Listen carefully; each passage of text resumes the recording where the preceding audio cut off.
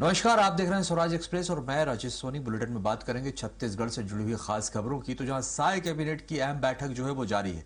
CM Vishnudeo Sai की अध्यक्षता में यह अहम बैठक चल रही है और नया रायपुर महानदी भवन में यह बैठक चल रही है।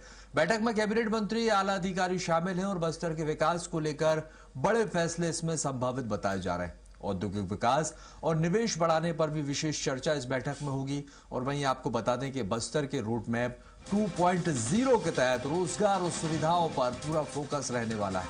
केंद्र की योजनाओं के प्रभावी क्रियान्वयन पर फोकस रहेगा और वहीं खाद, बीज, सिलेंडर की उपलब्धता पर भी अहम चर्चा होगी। तो आज का दिन बेहद खास, क्योंकि साय कैबिनेट की बैठक जिसमें कई अहम फैसले जो है आज लिए जाएंगे, जिसमें औद्योगिक विकास और निवेश को बढ़ाने पर चर्चा होगी।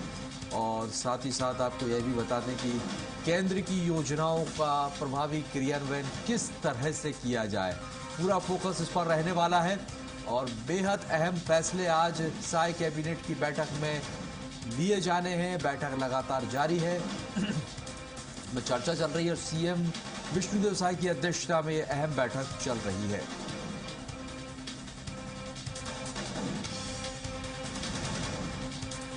इस वक्त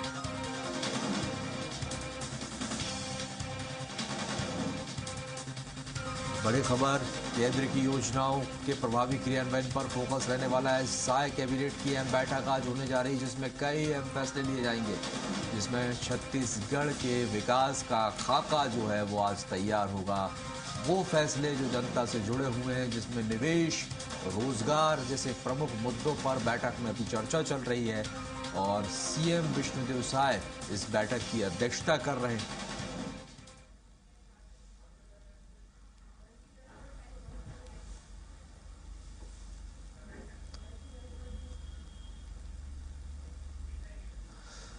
तो देखिए, साय कैबिनेट की अहम बैठक जारी है, जिसमें कई अहम फैसले जो हैं आज बैठक में लिए जा सकते हैं। लगातार चर्चा है, जिसमें रोजगार, विकास, बस्तर के विकास को लेकर कई अहम फैसले लिए जाएंगे। साथ ही साथ आपको बता दें कि केंद्र सरकार के द्वारा जो योजनाएं चलाई जा रही हैं, कैसे उस चलिए हमारे साथ हमारे सहयोगी दिलीप साहू अधिक जानकारी के लिए यहाँ पर जुड़ गए। दिलीप, साय कैबिनेट की बैठक जारी है, बैठक में क्या कुछ अहम फैसले आज लिए जा सकते हैं?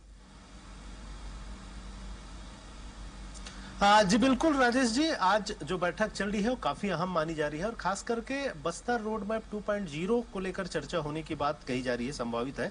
क्योंकि हाल ही में जिस तरह से सीएम विष्णुदेव साय ने प्रधानमंत्री नरेंद्र मोदी जी से मुलाकात की थे दिल्ली जाकर, वहीं गृह मंत्री अमित शाह के साथ भी बैठक हुई और जिस तरह से बस्तर को नक्सल मुक्त, खास करके सशस्त्र नक्सल मुक्त किया जा चुका है, तो ऐसे में अब बस्तर के विकास, इंफ्रास्ट्रक्चर, सड़क, कनेक्टिविटी सहित तमाम तरह की जो सुविधाएं हैं उसको बढ़ाने के लिए ये बातें कही जा रही है कि बस्तर विकास को लेकर बस्तर रोड मैप 2.0 एक तैयार किया गया है और उसको लेकर जो योजनाएं वहां रखी गई थी केंद्र के साथ, उस पर मंजूरी मिलने की संभावना है और उसी को लेकर चर्चा हो रही है। कैबिनेट में कुछ बड़े फैसले लिए जा सकते हैं कि बस्तर को एक विशेष पैकेज देकर वहां की जो विकास है, कनेक्टिविटी है, सड़क, इंफ्रास्ट्रक्चर की योजनाएं हैं, तमाम तरह की सुविधाओं को बढ़ावा दिया जा सकता है।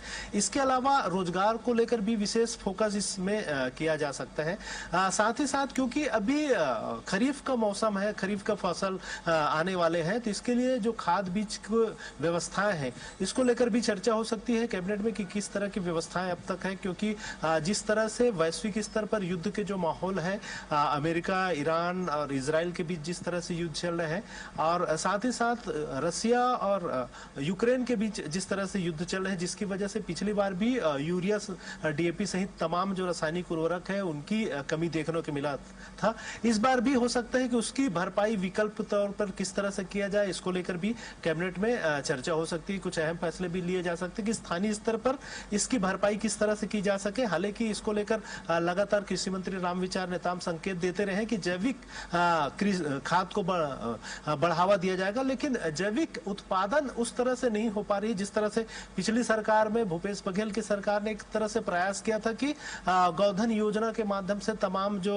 गौ गोठान है वहां पर वर्मी कंपोस्ट का उत्पादन हो रहा था, वो तमाम उत्पादन अब ठप पड़े हुए हैं। ऐसे में जैविक खाद की भरपाई कैसे होगी, ये देखना होगा किस तरह से सरकार इसको लिए प्रयास करेंगे। इसके साथ ही साथ रसोई गैस की जो दिक्कतें हैं उसको लेकर भी चर्चा हो सकती है कि किस तरह से उसे लोगों तक भरपूर मात्रा में उपलब्ध कराई जाए और समय पर उपलब्ध कराई जाए। इसके लिए साथ ही साथ कालाबाजारी जो हो रही है उस पर रोक लगाने के लिए भी किस तरह की व्यवस्थाएं होनी चाहिए। इन तमाम विषयों को लेकर चर्चा हो सकती है और कुछ नए नियम कानून भी उसमें जोड़े जा सकते हैं। हालांकि तमाम जो बातें हैं वो कयास है, अब देखना होगा जब कैबिनेट की मीटिंग जब खत्म होगी, डिप्टी सीएम अरुण साव जब ब्रीफिंग करेंगे तब क्या क्या फैसले लिए गए हैं इस कैबिनेट में, वो तमाम बातें हमारे सामने आएगी। जी दिलीप, कई ऐसी योजनाएं हैं जो केंद्र सरकार के द्वारा चलाई जा रही, लेकिन कभी कभार ऐसा भी देखने को मिलता है कि उन योजनाओं का लाभ जो है वो लोगों तक नहीं पहुंचता। इसको लेकर कुछ अपडेट, कुछ जिम्मेदारियां तय की जा सकती हैं प्रशासनिक अधिकारियों की, किस तरह से इसका क्रियान्वयन किया जाए?